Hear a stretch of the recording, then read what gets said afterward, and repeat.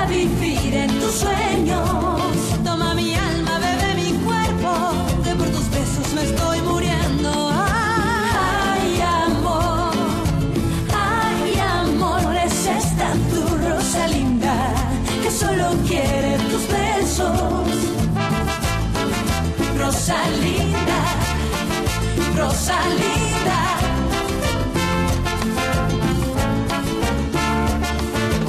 Rosalinda, ay amor. Mahal na mahal ka ng anak ko. Alam kong nasaktan siya ng husto. Pero ngayon, ikaw ang nagpapasaya sa kanya. Opo, kailangan ko na siya mabigyan ng anak. Mamamatay na ako. Huwag niyong sabihin yan. Pinatawag na ako sa kabilang buhay. Kaya binabalaan na nila ako ngayon. Sa tingin ko nasa isip niya lang yan. O baka naman nagsisisi na siya ngayon kaya nahihirapan siya ng ganyan. Sabi niya, bigla raw siyang nakakita ng babaeng kamukhang-kamukha ni Rosalinda. Hindi mo ganong masasabi pag sa litrato ka lang bumase. Pero lahat ng nakakita, iisang sinasabi. Sa totoo lang, konti lang naman ang pagkakahawig nila. Nakakulong ka pa rin kasi sa alaala ni Rosalinda. Kaya ang gusto mo ngayon, paniwalain ang sarili mo na nabuhay si Rosalinda sa katawan ng ibang babae. Hindi ko pinapaniwala ang sarili ko, Fedra. Posible kaya na may kinalaman si Fernando si Altamirano sa nakaraan ko? Bakit ka umiiwas? Bakit ka lapit ng lapit? Naakit kasi ako at wala akong magawa. May mga bagay na nagpapasabik sa akin para akong nakaramdam ng nerbiyos. Mga kakaibang pakiramdam na hindi ko maintindihan. Anong ibig mong sabihin? Sabihin mo. Yung kinanta mo ron sa Children's Festival, yung inalay mo sa mga bata. Sinong nagturo sa'yo?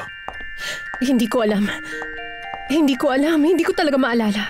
Baka natutuhan ko nung bata pa ako. Isa lang ang naalala kong ibang tao na kagaya mo kung kumanta. Baka naman nagkataon lang. Gusto kitang makausap dahil ramdam ko na naguguluhan ka at nahihirapan.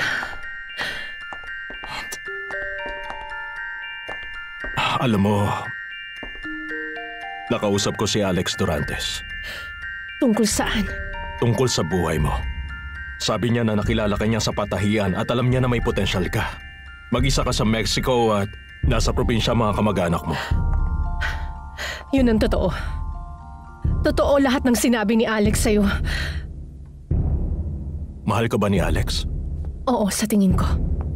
Mahal mo rin ba siya? Sa palagay ko, wala ka ng pakialam sa bagay na yun. Tingin ko meron. Baka mas higit pa sa inaakala ko. Bitiwan mo ako. Dapat siguro umalis ka na. Hindi. Ayoko. Kailangan kong kumbinsihin ang sarili ko. Kumbinsihin na ano? Tungkol sa isang bagay. At gusto ko yung patunayan. Hayaan mong halikan kita. Pwede bang umalis ka na? Tinitingnan lang kita at marami talaga akong naaalala. Mga mata niya yan. Ganyan ang itsura niya. Hindi mo maiintindihan. Kailangan mo siyang makilala. Sabi nang umalis ka na rito. Pakiusap, umalis ka na. Ganito rin kalambot ang mukha niya. Ganyan na ganyan. Pareho nang sa kanya. Sinong tinutukoy mo? Ang asawa ko. Hindi ako makapaniwala. Si Valeria Altamirano, ang mama ni Fernando Jose. Ayaw niya kay Rosalinda.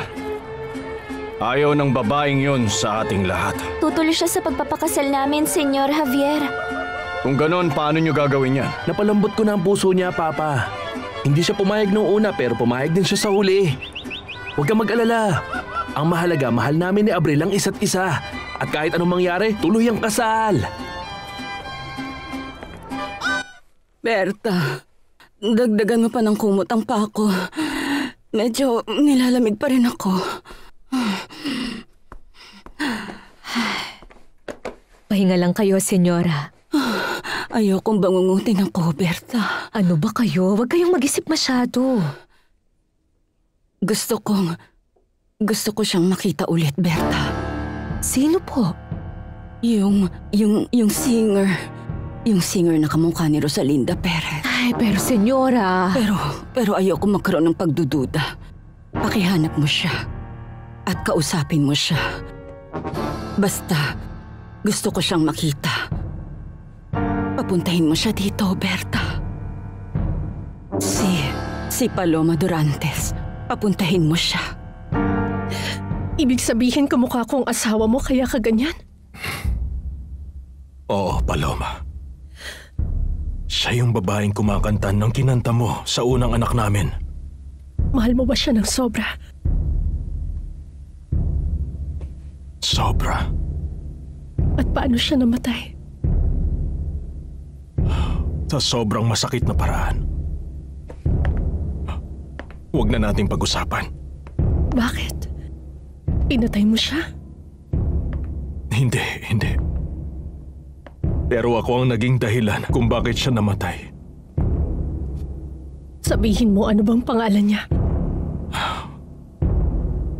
Rosalinda.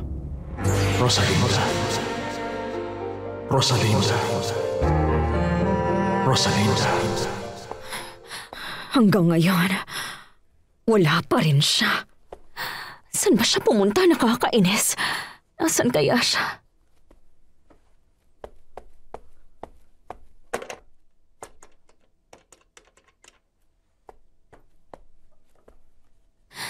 Tito Alfredo?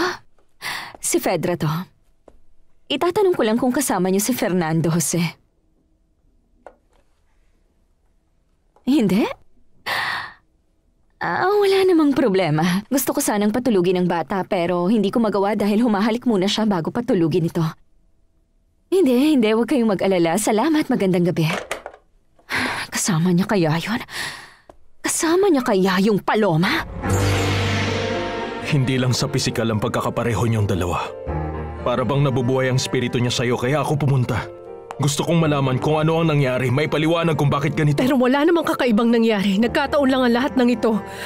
Hayaan mong halikan kita. Isang halik lang pakiusap. Hindi, wag. Pakiusap naman. Anong tingin mo sa akin? Papayag ako para masubukan mo? Hahalikan mo ako para patunayan kung ako nga ba siya? At isa pa, ikaw dapat ang nakakaalam. Kung may gagawin ng isang lalaki sa akin, dapat gawin niya yun para sa akin. Hindi dahil may naaalala siyang iba. Pasensya ka na sa nangyari sa asawa mo, pero walang dahilan para idamay mo ko sa nangyari sa kanya. Dahil wala talaga akong kinalaman sa kanya. Pero kasi yung Kaya umalis ka na! Ako si Paloma Dorantes. Patay ng asawa mo. Tanggapin mo ng katotohanan, Senyor Altamirano, at kalimutan mo na ako.